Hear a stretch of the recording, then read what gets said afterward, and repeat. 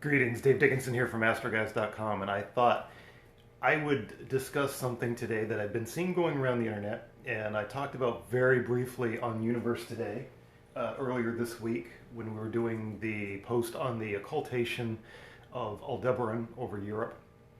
We do indeed have a full moon this week that is going to be occurring on Christmas Day, December 25th. And there's a lot of talk about how rare it is, how often this occurs, why this occurs.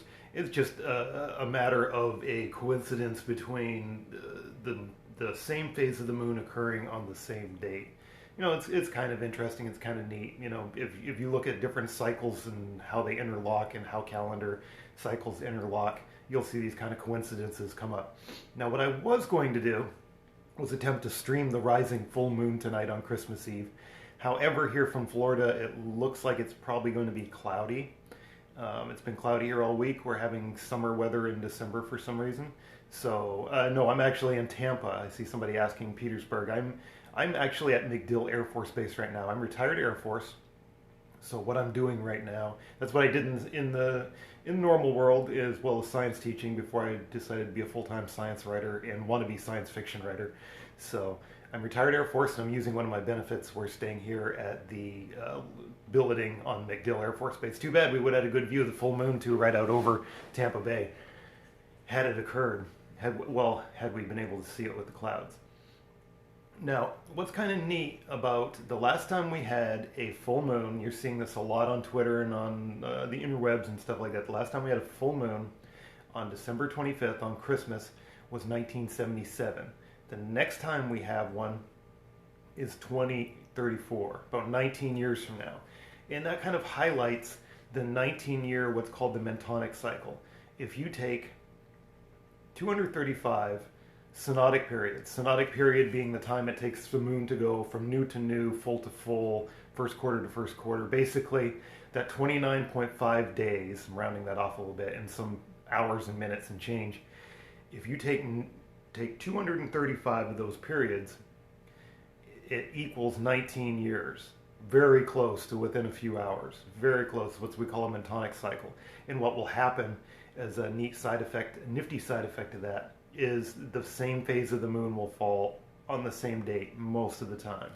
And I say most of the time because you'll notice the last time this occurred, full moon is just an instant. Full moon is the time that it happens. I usually quote it in universal time. I believe the full moon is when it's as close as it can be, 180 degrees from the sun. Tomorrow the full moon is 11:12 universal time. So that's going to be 6:12 East Coast time when the full moon occurs. The full moon, again, it's an instant. It's waning, waxing right before and waning right after. So you've got that instant in time. So it's not full for everybody around the world exactly on the 25th. You know, it falls in different time zones, but it falls pretty much on full. Now, it's interesting to note that last time the moon was full on Christmas was actually 2 Mentonic cycles ago, back in 1977. That was 38 years ago. So you're kind of like, well, what's going on here? Why did we skip? We should have had one. That's the first thing I was thinking is like, you know, Mentonic cycles, we should have had one in 1996 as well.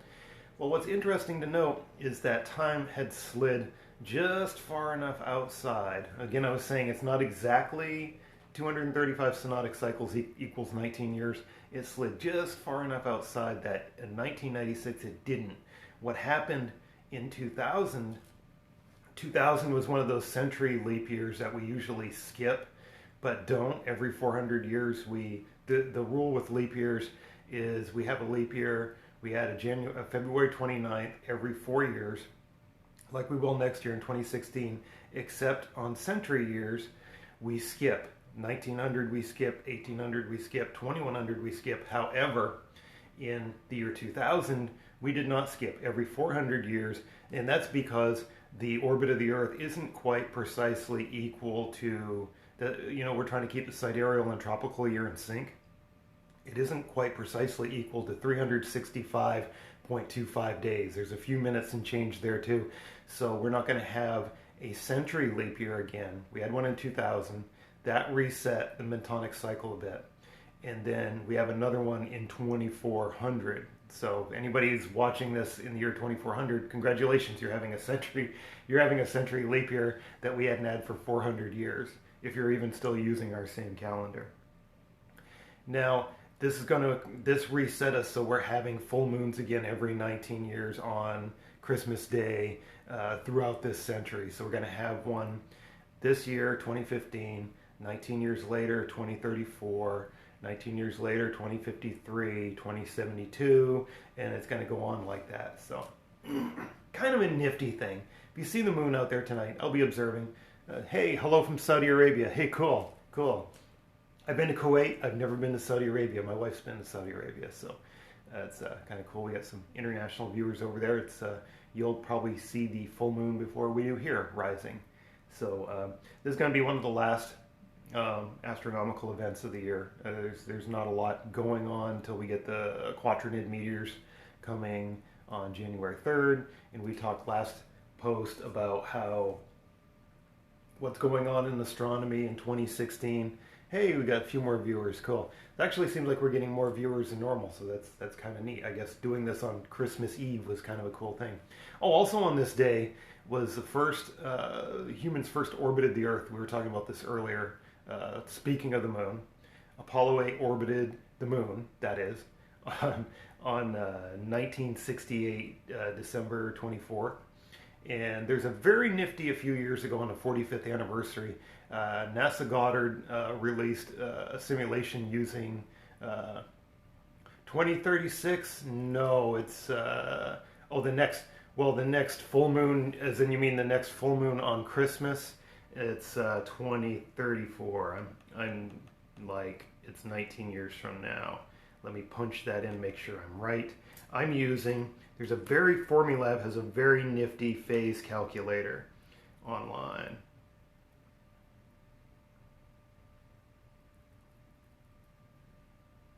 Hang on. Yeah, 2034. Yep. 2034, December 25th at 8:56 UT. I had to look and make sure I'm right on that, talking on the fly. But no, that is the next full moon occurring on a Christmas day. Kind of nifty. You know what's even rarer, and we ran some calculations out to check it. No, I have the shirt. I'm a fan. I'm a science writer. I write a lot about NASA. They must have sold me a faulty calculator. If you have I wouldn't be surprised there was a calculator app for like metonic cycles and things like that. But no, go to www.for, like FOURMILAB,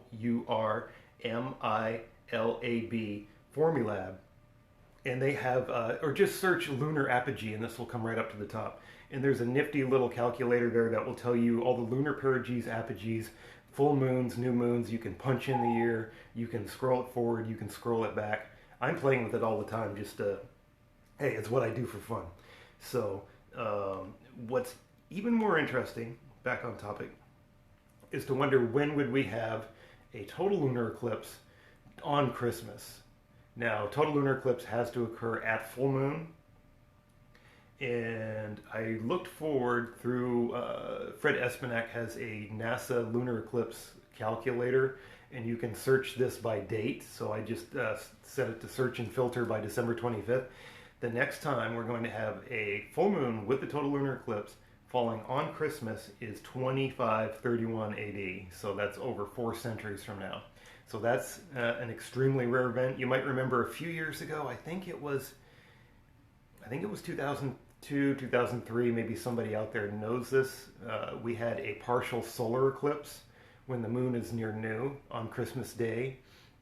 That was kind of rare. That was kind of cool. You're basically asking to compare 3 cycles: the cycle of eclipses, the synodic period of the cycle of the moon, and the metonic period, and the calendrical period, which is something we assign 365 days in our calendar. Oh, thank you. That's cool. I hope some of this info is kind of interesting. It's interesting to me. I always learn new things when I research this kind of stuff. I had to remember last night how the metonic cycle works. Some calendars The Jewish calendar is an example of a luni-solar calendar where they have to add one of my coolest names for a month. They call it intercalculary month or an embolismic month. I'm curious about the same stuff. Yeah, it's interesting. And when you get into calendars, our calendar was set for 365 days. I always thought it would be cooler if we had just taken our calendar, divided it up into, this is just me, if I was ruling the world, and this is how our calendar would operate. You take 360 days, divide them up into 12 30-day months, and that last 5 days could be just party week or party half week, where it starts with Christmas and it ends with New Year's and then you're into a new year. So the Romans did something similar where you just have a festival 5 days or 6 days, depending on if you have to add an intercalculary leap day in there. You talk about a leap month. The Jewish calendar has to do this every 2 to 3 years to stay in sync because they have what's the most complex. See, our calendar is a straight solar calendar. We're trying to keep, with 365.25 days and some change, we're trying to keep the sidereal period and the tropical period in sync. They're kind of moving back and forth. Some calendars, like the Muslim calendar, is trying to keep the period of the moon. They go strictly by the sighting of the moon, the synodic period. So their calendar processes by about 13 days across our solar calendar. That's probably a more straightforward, simpler way to do it. However, of course, you have to be really good with the fact the seasons are going to go out of sync. Wish we could get a full moon. It snows, Santa and reindeer fly across. So you'd have a Santa and reindeer transit of the moon at the same time. Yeah, that would be definitely a very unique event to occur. Oh, one more coffee. Oh, we got one Rebecca one join. Coca-Cola used that as their logo. Yeah, with the reindeer across the moon. Yeah, that would be kind of cool. That would be kind of cool. I'm trying to think. Going back to the luni-solar calendar is the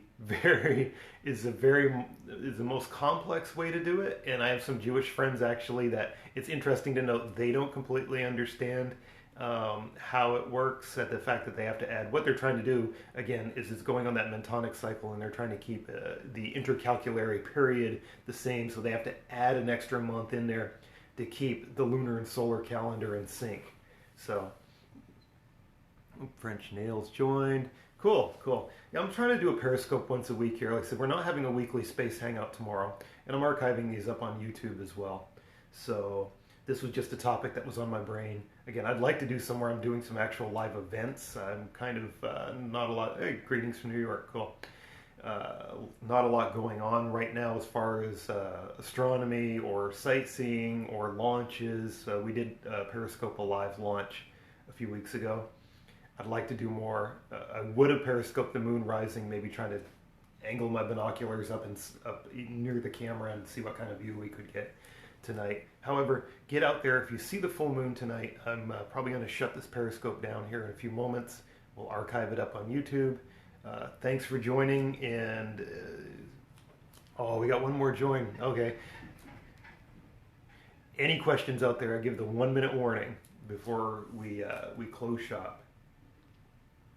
I'm just sitting here this morning, not wanting to write, so it's like periscoping is much easier than it's Christmas Eve day. So if you've ever never seen the movie, I was watching the documentary. I have it up on my Fire Stick. Incidentally, Amazon Fire Stick works great in a hotel. It works better than a Chromecast because if they use AP isolation on their networks, you don't have to have one device talk to the other. You have the remote control, and the Fire Stick can just get on the internet. And I love our Amazon Fire Stick. It's I plug it into every hotel TV that I can, and it's pretty cool. But we're watching this morning's fair is In the Shadow of the Moon. There's several bootleg broadcasts of it up on YouTube that haven't been taken down, so which is cool because it's not on Netflix or Amazon Prime. So hey, happy Merry Xmas as well, or whatever you may celebrate out there. So I'm probably taking the day off tomorrow and not writing and just kind of laying low. So we're just wrapping up our work week and looking forward to. Oh, there's a launch this afternoon too. There's a launch from Baikonur, a Proton rocket launching Express AMS-1. I will be tweeting that out. I'm at astroguys, so I will be following that this afternoon about it's 4:30, I believe, p.m. Eastern Standard Time. There's going to be a live link to it on YouTube. Last launch of the year, this will make 85 launches for this year. I was just looking at the stats for it. Between the Russians, Americans, Chinese, there was only 3 launch failures this year. 2 of them going to the International Space Station. And we've just been looking at the stats for that. There was an Iranian launch, but that's it. So take care. See you in 2016, most likely.